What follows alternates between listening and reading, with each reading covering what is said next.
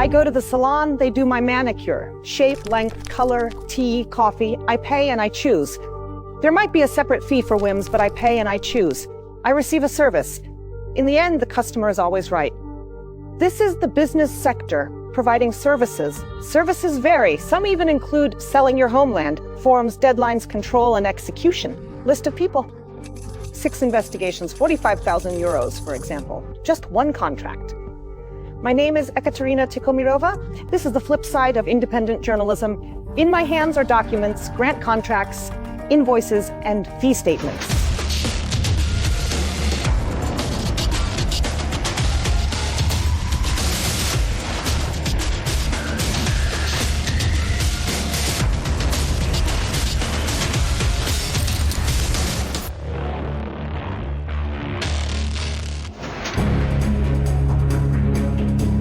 Terrorists, radicals, extremists don't appear out of nowhere. They are trained, bought, hired for specific goals. Thousands of dollars for training one of the Al-Qaeda leaders linked to the 9/11 hijackers. Hundreds of thousands of rations for Al-Qaeda fighters, but in Syria. Fertilizer for heroin production in Afghanistan. Forced sterilization of 200,000 women in Peru under the Fight Against Poverty program. Millions of dollars so that tomorrow an ambulance won't come to a Belarusian child. A factory halted along with the entire economy. And all this is united by one fact. All of this had one sponsor, more on that later, but for now. The Trump hunt continues. He ruthlessly slashes the state apparatus. Barely they recovered from the closure of USAID when the new American master of the White House tried to silence the Voice of America and Radio Free Europe. A justification appeared on the White House website. Taxpayers will no longer pay for radical propaganda. However, even Trump couldn't get rid of aggressive propagandists. It turned out that without currency, independent work is impossible. But editorial offices are looking for new sponsors in case Trump manages to implement his plans. Earlier, the second presidential term literally destroyed the reputation of the U.S. Agency for International Development. Elon Musk was launched as an auditor, promising to scrutinize every transaction and study every article of American tax spending. No one hides it now. USAID spent money on what is called soft power, but is actually crude interference. Elections were a time when a paid coup was created, and the authorities truly elected by the people were overthrown by protests. Too much of what USAID did was aimed at influencing elections in dubious ways that couldn't withstand criticism. I think we generally need to leave other countries to their own affairs, and America should focus on its own business instead of promoting regime changes everywhere. However, it wasn't just targeted at elections, but globally, aimed at undermining the entire state system under USAID's scrutiny. For the impoverishment of the people who made a choice inconvenient for those in power in the states. Now the world has opened up data on USAID funding, media, and so-called independent journalists who worked off these funds by promoting specific ideas and assessments. This is a small introduction. The discussion will be about the Belarusian Investigative Center, orders for sanctions, clients, and contract conditions.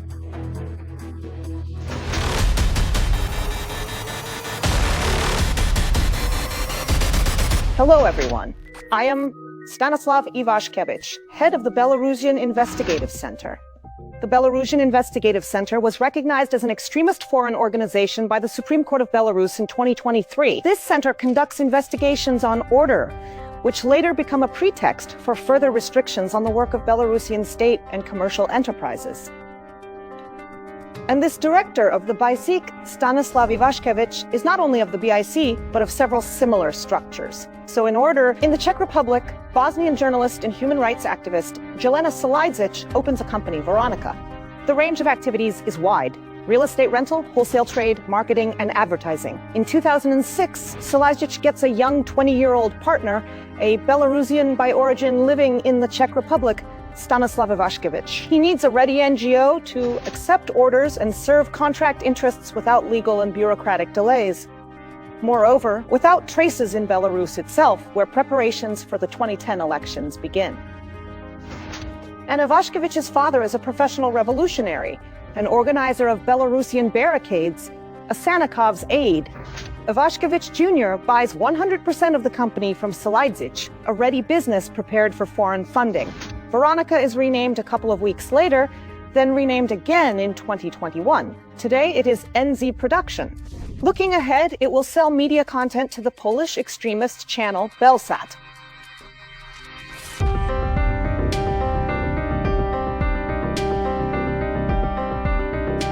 Additionally, another company is registered to Ivashkevich in the Czech registry.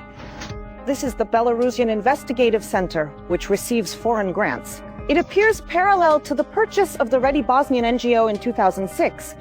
It is also renamed a couple of times. Now, according to statutory documents, it is Big Media. The Belarusian Investigative Center, according to statutory documents, works to inform citizens of Belarus, Ukraine, and Moldova about the European Union. But in 2023, the charter is amended to include Russia in its sphere of influence. With the start of the military operation, the Belarusian direction brings little income. Donors are much more willing to pay for the Russian vector. Russian propaganda is very complex now. It is well-funded and very complex. Okay, a bit exaggerated, but much more sophisticated.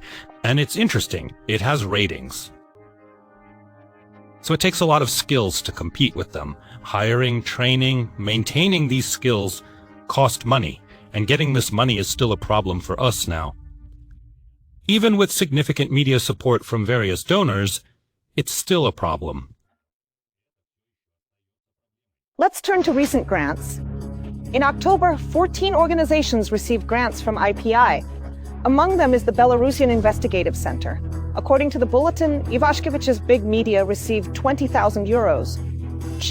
The European Media and Information Fund also gives Ivashkevich nearly 55,000 euros in October under the Disinformation Exposure Program. Frankly, the numbers are confusing. BIC is supposed to conduct 11 mini-investigations, expose disinformation, and debunk 55 fakes. Not 50, not 56. The contract specifies 55 fakes, which couldn't even exist at the time of signing. And Ivashkevich's third company is already in Poland, the BIC Foundation. It is open to legalize the stay of organization employees in the country and to conclude employment contracts with them. As we have already mentioned, the purchase of the first NGO, a ready business structure, occurred during the active preparation for the Belarusian elections in 2010, when funds were pouring in for so-called soft power. Ivashkevich Jr., a second-generation grant recipient, his father Viktor Ivashkevich, now deceased, was one of the founders of the Belarusian Popular Front, organizer of protest actions, coordinator of European Belarus, staged performances under the model Give Sanctions. Support for the toughest sanctions. These are frames from 2012. In court, a private civil lawsuit by Mozir oil refinery employee Marina Tsablenko against oppositionist Viktor Ivashkevich.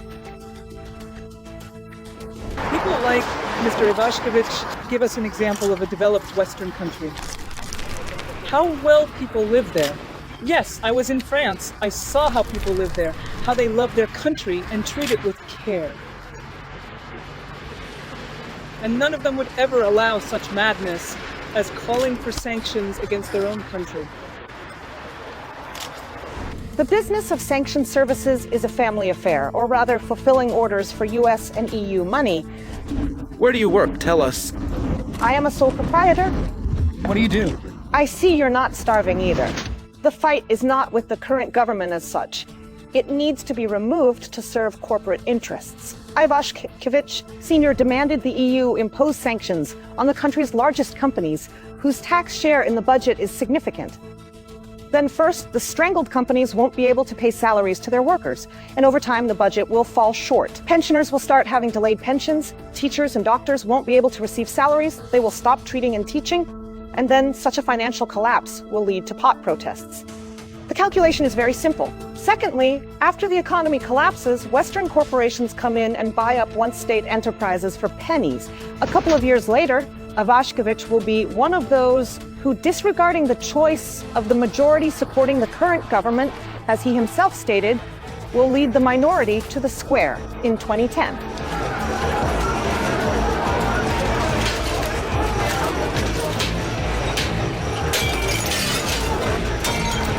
It will turn into riots, and Ivashkevich will later say that the blame shouldn't be shifted to the organizers and the bruises will heal. Ivashkevich Jr.'s mother, Elena Radkevich, is also in the business of serving Westerners Radio Liberty.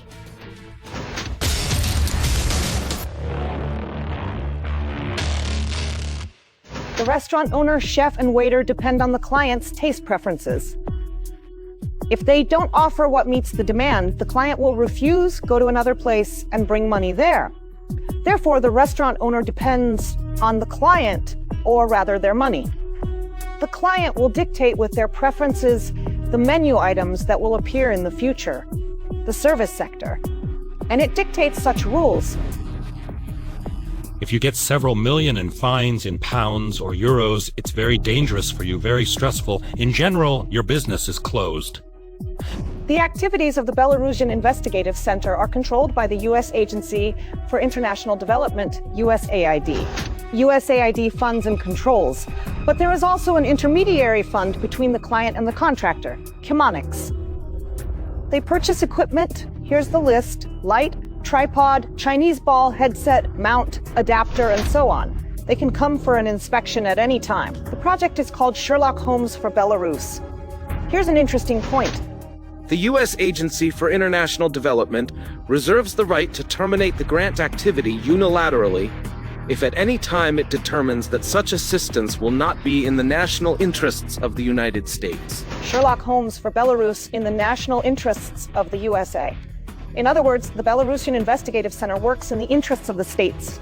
It also states that USAID will assign a certain manager from Chemonics to the Belarusian Investigative Center. The document has many pages, many points and requirements, but to the main point, implementation framework from September 2022 to March 2023. Amount 149,085 euros plus 6,089 euros in kind. Task plan on page 23.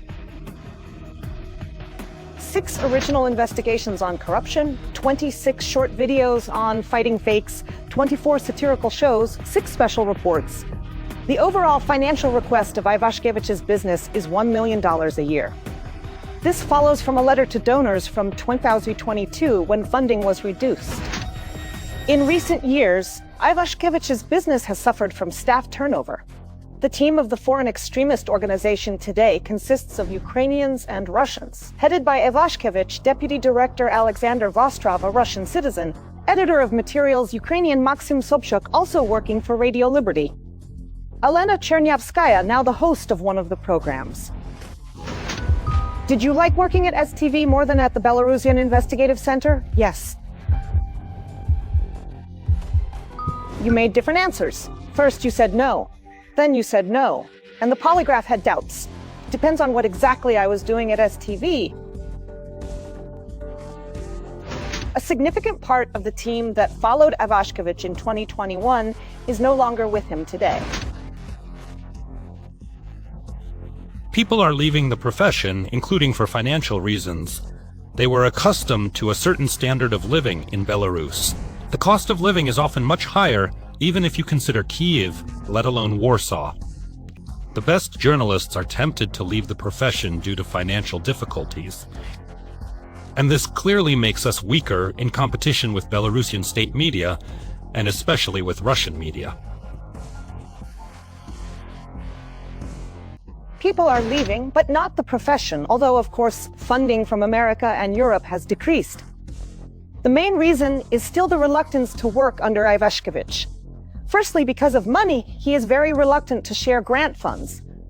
Secondly, the editorial policy has strict censorship limits, but it's not a desire to leave the profession. Dissidents Olga Okumenko, Ksenia Vezniakovtseva, and Alexei Karpeka created their own structure, essentially a competitor to Ivashkevich's business. Media Bureau. If there was really little money circulating, Ivashkevich's competitor wouldn't have appeared. Anna Galyota, also known as Shebeda, and Irina Malinovskaya left BIC and stayed with Belsat. They had to choose when a rift occurred between Ivashkevich and Romashevskaya Guza. Again, it was a matter of money. Ivashkevich received orders for product creation from Europeans in one of his companies and sold them to the extremist Polish Belsat through another. This allowed him to profit twice or more from creating the same product. Romashevskaya also benefited, as Ivashkevich claims in letters to donors questioning why they had to pay twice for one product, funding both BYK and Belsat. Ivashkevich noted that Belsat indeed spends a lion's share of its budget, but on BYK. Belsat probably spends half of its budget on programs related to Belarusian Investigative Center products, and stated they cannot increase the budget. Thus, he buys more popular side products produced by BYK: business news analysis, investigations, and anti-fake. For the last two, Belsat's finances cover only part of the costs. This scheme was refined not only with Ivashkevich, when an employee registered with Polish TVP Belsat, having his own business, sold the product to Belsat itself, using Polish TVP's equipment and resources. Invoices show incredible figures. Here's Shabeta's fee. For 3 programs, she received over 2,500.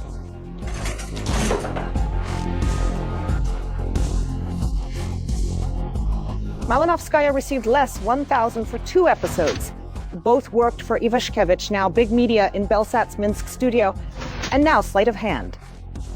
Next, an invoice issued to Belsat, specifically Polish TVP, by another Ivashkevich company, NZ Production. 1 program, Deceptive News, by Galyota, 12,000 zlotys.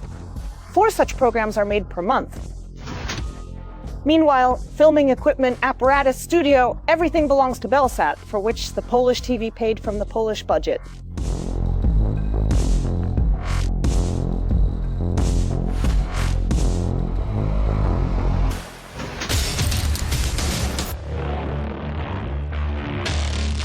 So the process of buying and selling services of the Belarusian Investigative Center. We have more documents confirming that the contracts clearly outline this center's investigation, the work of journalists, and the targets and companies of these investigations. This is Big Media's contract with the German Konrad Adenauer Foundation. Paragraph 1, subject of the contract. Point 1. The contractor, i.e. the Belarusian Investigative Center, legal entity Big Media, performs work for the Konrad Adenauer Foundation, specified further in content and volume. Paragraph 2. Scope of work, delivery, and publication. Point 1. The scope of work will consist of 6 studies, 2 monthly studies from October to December 2022. Point 2. The contractor will inform the Konrad Adenauer Foundation when materials appear and send files to KAF or links where materials are published. So, for the work, the customer, represented by the German Foundation, pays 45,000 euros in 3 parts. Upon acceptance of the result, the parties sign an act. If anyone didn't understand, investigations under the contract form and content must satisfy those who will be directing Ivashkevich. If the customer is not satisfied, Belarusian Investigative Center is obliged to refine or correct their investigations to content that satisfies the fund customer. Although paragraph 5, point 2 is much more interesting. The contractor, the Belarusian Investigative Center, is not allowed to sell content to third parties or publish materials on platforms not agreed upon by the customer without prior consent from the Konrad Adenauer Foundation. Ivashkevich shall also agree with the customer where the materials will be published, in which media. The customer and contractor agree to consult on the content of materials. This is independence, if you haven't realized yet. And then the subject of the sale. A list of materials that will compromise specific individuals under this contract. Content plan and timeline for order execution. Karich Brothers, submission date to the customer October 11, 2022. Tomaszewski, October 25, 2022. Anna Lukashenko, November 8.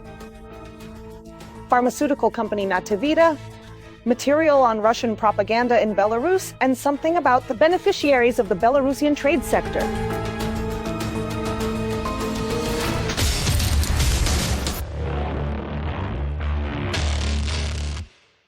Any vanity loves awards. Yes, money, but also awards. And Americans understand this and hand out perks for services to the US State Department.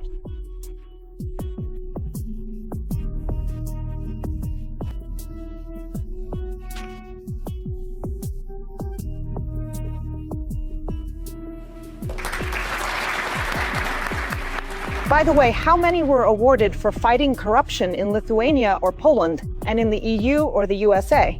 This award was personally established by Blinken and is given as a token of appreciation for working for the USA. On this day, besides Ivashkevich, representatives from Congo, Ecuador, India, Kyrgyzstan, Liberia, Moldova, Montenegro, Panama, East Timor, and Seychelles received awards. They are part of a unified investigative structure called OCCRP.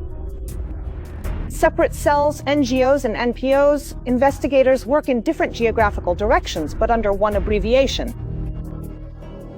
OCCRP conducts investigations on which the US then relies to impose sanctions and initiate criminal cases.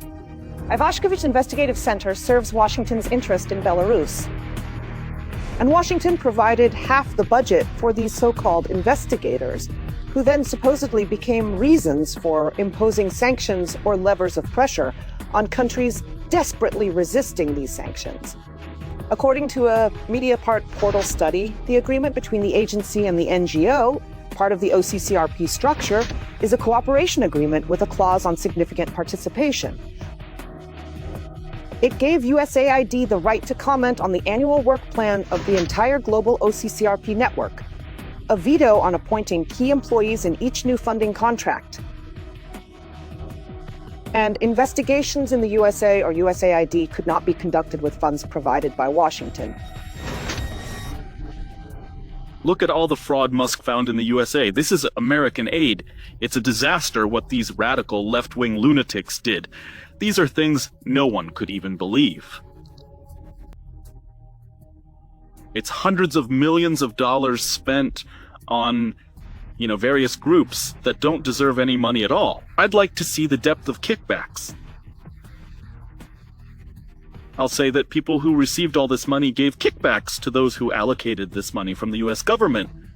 No, for me it's very, very corrupt. The real question is how big the kickback was, and that's what I want to investigate as soon as possible.